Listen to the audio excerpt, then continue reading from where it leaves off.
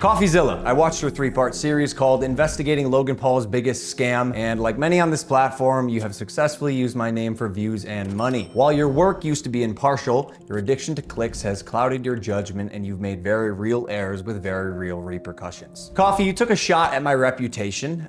So in this video today, I'm gonna be defending myself with facts, something that you have gotten in the habit of twisting as you continue to morph from an investigator to a gossip channel. You see, Coffeezilla tried to work with law enforcement in the past, but his work was described as not anchored to truth and often speculative. He is a lopsided journalist with an agenda, and he's nothing more than the Keemstar of crypto and finance. But as opposed to just telling you, I'm gonna show you some of the core discrepancies that I caught in Coffeezilla's investigation. Coffee, you interviewed the developer who stole the game code, fled to Switzerland, and held it hostage for $1 million.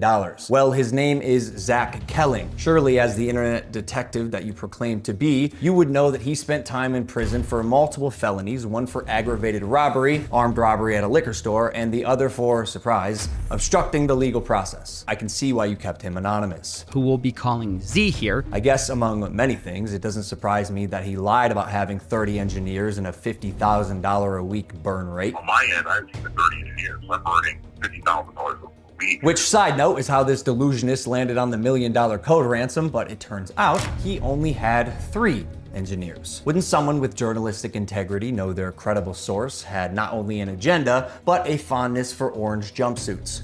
Or did you just hear what you wanted to hear and moved on? Because even if you're lying to yourself, Steven, you still have to believe it. And I know what you're thinking. What type of idiot would work with an unsavory individual like Zach Kelling?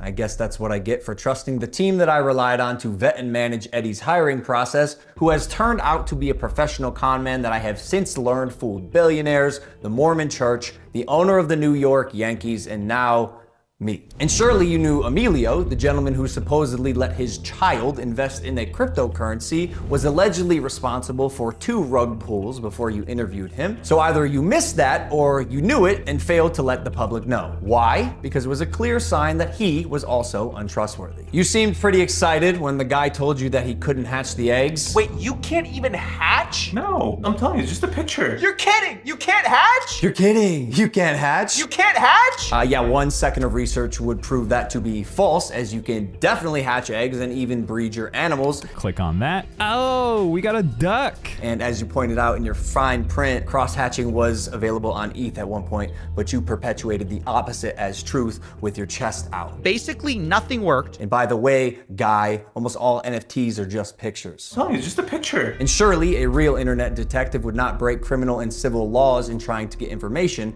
right? So why have you allowed the illegal recording of Jeff's phone call without his permission? And then more like an internet criminal, post it online. And it was interesting. It was like, this is wild. Now, although you didn't verify any backgrounds, substantiate any evidence, took multiple criminals' words as truth, and broke laws, you still published the defamation. However, unlike you, the blockchain doesn't lie. So let's highlight some things that you did point out. Crypto King Jake stole $6 million.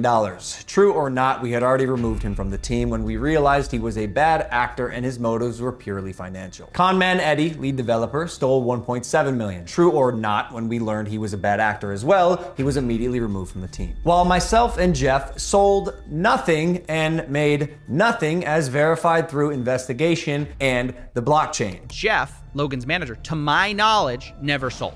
Neither did Logan Paul. I repeat, Jeff and I made no money and will never make any money on Crypto Zoo. In fact, we only lost money trying to pick up the pieces. As has been the case with dozens of crypto and NFT projects, the space is unfortunately ripe for bad actors to infiltrate projects that start with even the best intentions. Jake the Snake is no longer affiliated with Crypto Zoo, and we hope the money he reappropriated was worth ruining his reputation. Conman Eddie is being investigated by a higher authority that I cannot speak on. As you can imagine, I was not cleared from legal to discuss much of this, including the legal process being undertaken and the criminal investigations going on during the fallout, but I do appreciate you calling out that rats under my nose stole the game code, millions of dollars, and left Jeff and I abandoned with no team and knives in our back. But even after 12 months of work, you've still managed to overlook one crucial piece of information. See, even though I've said it's coming so many times, you've assumed that Crypto Zoo isn't being made. Who are you to decide when the development timeline ends? I got every everything stolen from me in our community, stopped promoting publicly as soon as I knew the extent of the internal issues, took all of the heat on social, and you still published a defamatory hit piece fully knowing I was innocent just so you could enrich yourself in your $10 million studio. Sharp, but deeply unethical, dangerously misleading, and illegal. I suggest you use the money you got from pumping your Patreon to hire a good lawyer. You're gonna need it. And maybe we could have talked about this if you had reached out to me, personally. Not my manager, Jeff, who is not me, Steven, but the first time you did was on Christmas Eve after you released your series so you could rely on false statements and unreliable people used recklessly. The subject line was third request for comment. Yeah, not quite. This will be my third time reaching out to you and your team. The first 2 times were through your manager, Jeff.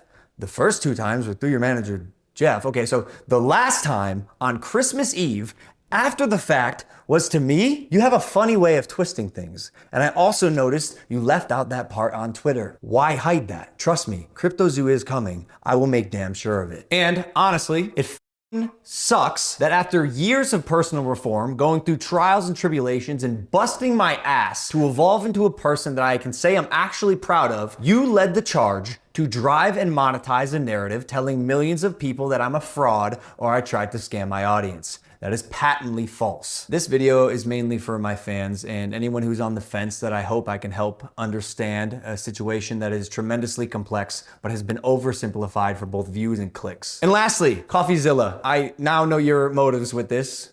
Clout and money, good for you, but also you're slimy as f. So I'm not gonna come on any of your podcasts. If you wanna come on Impulsive and talk about this, that's fine. You've denied my invitation multiple times. You're still invited. It can be a one-on-one. If not, we're gonna handle this ourselves while we continue to build CryptoZoo, and I'll see you in court.